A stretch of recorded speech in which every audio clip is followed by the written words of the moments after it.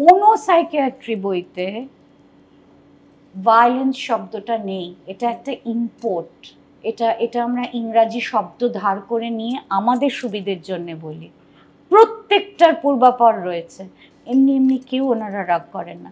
যদি তুমি দেখো যে মানসিক হাসপাতালে এত রাগারাগি হচ্ছে, মারপিট হচ্ছে, সেটা কেন হয়?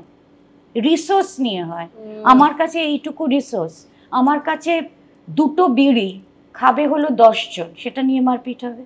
আমার কাছে মাছ কম, টয়লেট্রি কম, শ্যাম্পু কম, তো যদি আমার রসদ সম্বল কম হয়, আমরা তো সেটা নিয়ে মারপিট করি।